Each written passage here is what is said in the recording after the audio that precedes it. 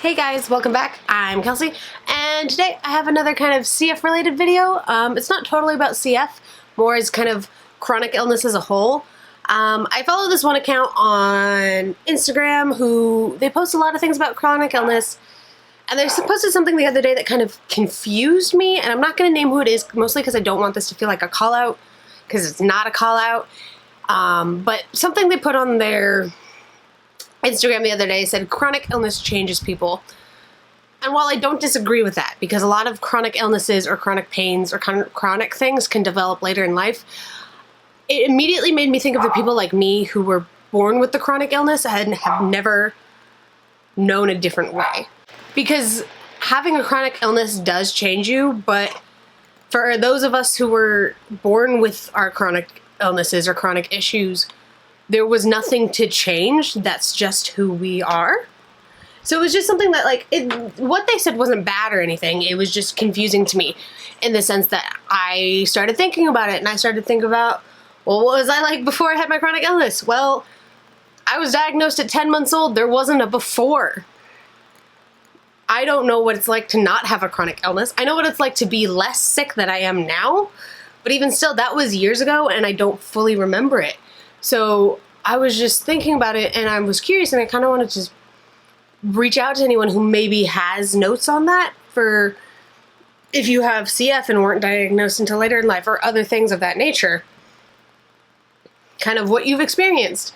Because for me, I've only ever known CF. That's all I've ever been, is CF.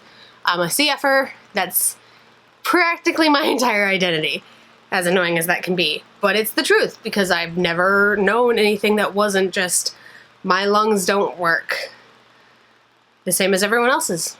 My pancreas doesn't work the same as everyone else's. I've always known kind of mucus in hospitals and breathing treatments and vibrating machines and IVs and all that kind of different stuff. Because I was first hospitalized at 2, and then I wasn't hospitalized again until I was 10 years old, but I was in the 4th grade at the time, so I remember, you know, all the 4th grade classes made posters and cards for me. Like, the amount of stuffed animals I went home with after that 2-week trip to the hospital was insane. But that also is what pushed my mom to start homeschooling me in the 5th grade, so I wouldn't progressively get really behind in school, and if anything, I'm more ahead because of that. But for me, I've never not known CF.